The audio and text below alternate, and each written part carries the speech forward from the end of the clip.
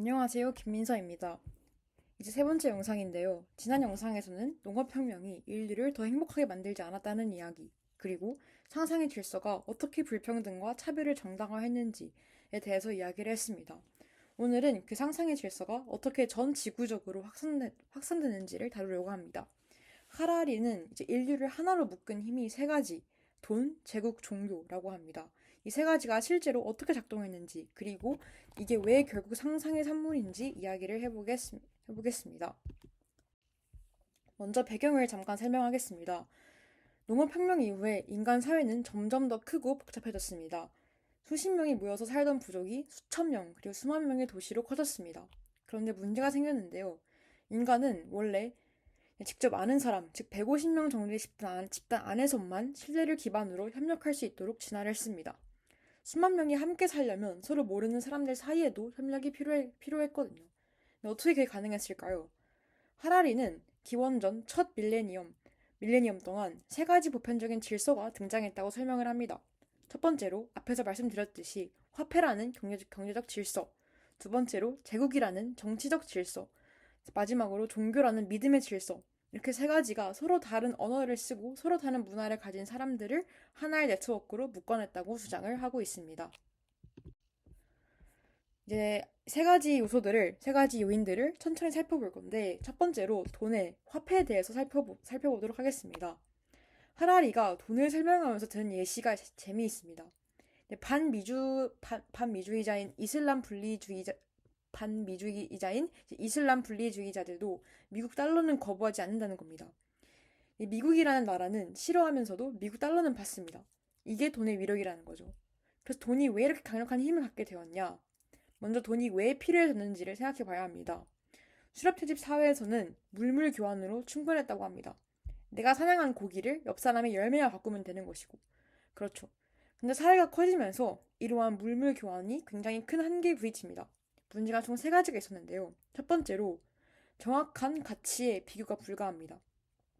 예를 들어서 쌀 한 가마니와 물고기 몇 마리와 같은 쌀 한 가마니가 물고기 몇 마리와 같은 가치를 갖는지 어떻게 정합니까? 모든 물건 조합에 대한 상대적인 가치를 다 정할 수가 없었던 겁니다. 두 번째로 저장이 어렵습니다. 오늘의 사과와 한 달 뒤의 사과의 가치는 매우 다릅니다. 실물은 썩게 되거든요. 세 번째로 이동이 어렵습니다. 쌀 수십 가마니를 가지고 먼 곳까지 이동하는 건 거의 불가능에 가깝습니다. 돈은 이 세 가지 문제를 한꺼번에 해결을 할 수 있습니다. 왜냐하면 교환과 저장, 이동이 모두 쉽게 이루어질 수 있는, 모두 가능한 매개체이기 때문이죠. 최초의 돈은 곡물이었는데요. 곡물은 주 식량이었기 때문에 그 자체로 가치가 있었습니다. 동양에서는 쌀, 그리고 서양에서는 밀이 화폐 역할을 하게 되었습니다. 그런데 곡물은 저장과 이동에 여전히 불편했습니다. 그래서 그 다음에 나온 게 금과 은입니다. 금과 은은 실제로 아무 짝에도 쓸모가 없습니다. 왜냐면 먹을 수도 없고 무기로 쓰기도 굉장히 애매하기 때문이죠. 그런데 모두가 가치 있다고 믿기 때문에 가치가 있었던 겁니다. 그리고 이를 토대로 주화가 탄생합니다. 주화의 의의는 만든 사람이 그 가치를 보증한다는 거죠. 여기서 하라리가 핵심을 찌르게 되는데요. 돈이 작동하는 메커니즘은 상호 신뢰 시스템이라는 겁니다. 왜냐하면 내가 돈을 신뢰하는 이유는 이게 실제로 일상생활에서 먹을 수도 혹은 무기로 사용할 수도 없는데 내 이웃이 돈을 신뢰하기 때문이라는 거죠. 내 이웃이 돈을 신뢰하는 이유는 마찬가지로 내가 돈을 신뢰하기 때문이고요. 이 순환 논리가 돈 그리고 화폐 전체를 떠받치고 있습니다. 지금 전 세계에 실제로 유통되는 화폐 중에서 실물 화폐, 즉 지폐나 동전은 10%도 안 된다고 합니다. 나머지는 전부 데이터베이스 속의 숫자로 움직이고 있습니다. 진짜가 10%도 안 되는 이 허상의 시스템이 전 지구를 그리고 우리나라를 돌아가게 하고 있는 것입니다. 그런데 돈의 가장 놀라운 점은 이겁니다. 돈은 종교도, 언어도, 인종도, 국적도 가리지 않습니다. 흑인이든 카스트의 최하층이든 여성이든 돈만 있으면 모두가 똑같이 빵을 살 수 있습니다. 하라리는 이를 통해서 돈을 인류가 지닌 관용성의 정점이라고 표현을 합니다. 인간이 만든 신뢰 시스템 중에 유일하게 거의 모든 문화적 간극을 메꿀 수 있는 것이 돈이라는 거죠. 동시에 돈의 위험성도 하라리는 지적을 하는데요. 돈으로 전환해서는 안 되는 가치들이 있습니다. 예를 들어서 우정, 사랑, 공동체 혹은 명예, 이런 것들이 있습니다. 그런데 돈은 이 장벽을 슬금슬금 무너뜨리기 시작합니다. 근데 생각을 해보면 공동체의 가치가 돈으로 전환되기 시작하면 사실상 굉장히 비정한 세상이 되는 거거든요. 그래서 우리가 현재 지금 이걸 목격하기도 하는데 이제 이런 일이 계속되게 되면 돈으로 전환해서는 안 되는 가치들이 실질적으로 비참해지는 것을 볼 수 있는 거죠. 두 번째로 제국입니다. 제국이라고 하면 우리는 보통 굉장히 부정적인 이미지를 떠올리게 되는데요. 식민지배, 착취, 폭력. 우리가 항상 뭐 다큐멘터리에서 봐오던 그런 개념들이 맞습니다. 제국이 형성되는 과정은 대부분 무자비한 정복과 학살을 동반했는데요. 그런데 이제 하라리는 제국을 좀 다른 각도에서 봅니다. 제국이 남긴 것들에 대해서 주목을 하는 건데요. 여기 PPT에서 있다시피 건축물, 법, 체계, 문학, 수많은 역사 기록들, 이 모든 것이 제국의 유산이라는 겁니다. 우리가 지금 누리고 있는 문명의 상당한 부분이 제국이 착취한 자원으로 만들어진 것들이라고 합니다. 그리고 또 흥미로운 건 제국이 가진 독특한 이데올로기인데요. 인간은 기본적으로 우리와 그들을 나누는 이분법적인 사고를 합니다. 우리 부족, 우리 마을, 우리 민족, 그 경계에 넘어는 타지라고 생각하게 되는 거죠. 그런데 제국의 지도자들은 다른 생각을 했습니다. 세상 어딘가에 있는 미개한 사람들을 문명화하는 것을 자신들의 사명이라고 생각을 했던 것입니다. 이게 어떻게 보면 굉장히 오만한 발상인데요. 근데 이 발상이 없었다면 제국은 형성될 수 없었습니다. 그냥 뭐 내 영역만 지키면 되는데 왜 힘들게 다른 땅을 정복합니까? 그 정복을 정당화하는 이데올로기가 필요했고 그게 문명화의 사명이었던 거죠. 제국이 멸망하면 피지의 민족이 독립할 것 같죠. 근데 역사를 보면 그렇지 않았습니다. 대부분 다른 제국으로 전환됩니다. 우리 역사를 봐도 그런데요. 뭐 고구려, 백제, 신라가 있었고 신라가 망한 후에 고려가 들어서고 고려가 망한 후에 조선이 들어섭니다. 그 과정에서 다양한 민족들이 조선인이 됩니다. 제국은 사라져도 그 질서는 남는다는 겁니다. 새로운 상상의 질서가 이전 것들을 대체하게 되는 것이죠.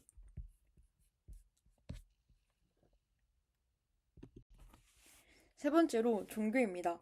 하라리는 종교를 이해하기 위해 먼저 종교의 조건을 제시를 하는데요. 진정한 종교가 되기 위해서는 화면 속에 나와 있는 두 가지 조건이 필요합니다. 첫 번째로 언제 어디서나 진리인 보편적인 질서를 설파해야 합니다. 그리고 두 번째로 그 믿음을 모든 사람에게 전파하려는 강력한 동기가 있어야 합니다. 즉 보편적이고 선교적이어야 한다는 거죠. 이 기준에서 보면 초기 인류의 애니미즘은 종교가 되기 매우 어렵습니다. 왜냐하면 애니미즘은 특정 장소, 특정 나무, 그리고 뭐 특정 강에 깃든 그런 신을 믿는 거라 보편적일 수 없거든요.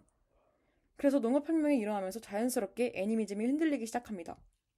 동물을 가축화하면서 동물이 인간보다 하위의 존재를 봐야 했고, 그러면서 자연의 모든 것에 신이 깃들어 있다는 생각이 무너지게 됩니다. 그 자리에 다양한 신들이 들어오고 다신교가 등장하는데요. 다신교는 사실 굉장히 관용적입니다. 다양한 신을 인정하니까 다른 신을 믿는 사람도 어느 정도 받아들일 수 있는 거죠. 로마가 다신교 제국이었을 때 이제 여러 민족의 신들을 대체로 허용했던 것처럼요. 단 이제 기독교인들만 탄압을 하게 되었는데 그 이유가 기독교인들은 다른 신을 인정하는 것 자체가 자신들의 믿음을 부정하는 일이었기 때문입니다. 로마 신들도 좋고 너의 신도 좋고 모두 다 좋다 이런 식으로 인정을 하면 되는데 기독교인들은 그게 안 됐습니다. 그래서 당연히 마찰이 생기게 되었죠. 그래서 그 이후에 그 3세기에 걸친 탄압을 이기고 기독교가 결국 로마를 집어삼킵니다. 그리고 이것을 보고 아라비아의 한 선지자가 이슬람을 만들었습니다.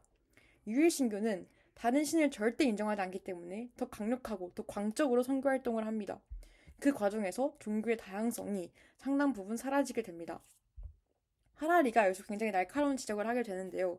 사랑과 관용을 가르치는 기독교가 교리 해석이 다르다는 이유로 수백만 명을 학살했다는 겁니다. 신교와 구교의 갈등으로 유럽에서 벌어진 전쟁들이 그 증거입니다. 유일신교의 관용 없음이 결국 자기 내부에서도 폭력으로 이어진 거죠. 동아시아에서는 또 다른 흐름이 생기게 되는데요. 불교, 유교, 도교 같은 그런 신의 존재를 부정하거나 중심에 두지 않는 사상들이 등장을 하게 됩니다. 이들은 신보다 초인적인 질서가 신의 의지가 아니라 자연의 법칙에서 나온다고 봤습니다. 하라리는 불교에 대해 상당히 긍정적인 시각을 가지고 있는데요. 불교가 고통의 원인을 외부가 아니라 내면에서 찾는다는 점에서 독특하다고 본다고 합니다. 이 이후에 르네상스가 오게 되는데요. 이 르네상스에서 종교 개혁으로 인해서 종교의 힘이 흔들리게 됩니다.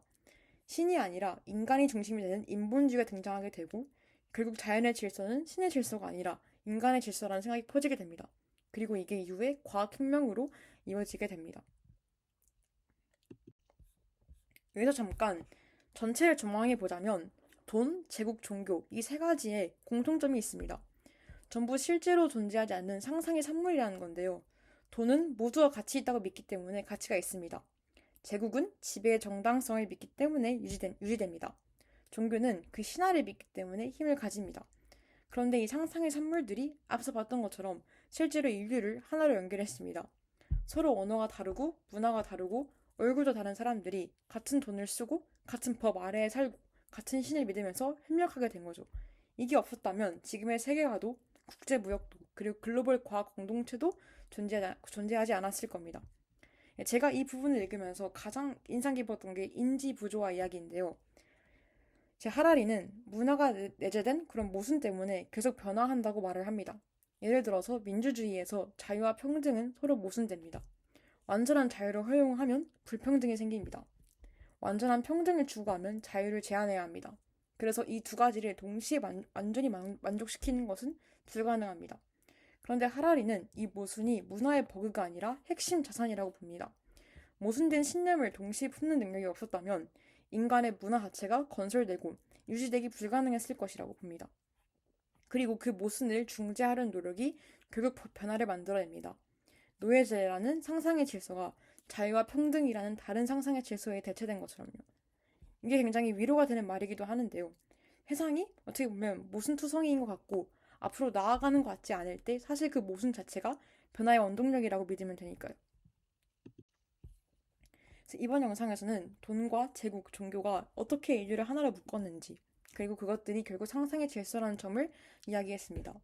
정리하면 인류는 서로 모르는 사람들과도 협력하기 위해 돈이라는 신뢰 시스템, 제국이라는 정치 질서, 그리고 종교라는 믿음의 체제를 만들어 했습니다. 이 세 가지가 모두 실제로 존재하지 않는 상상의 산물이지만 많은 사람이 믿기 때문에 현실에서 엄청난 힘을 발휘했습니다.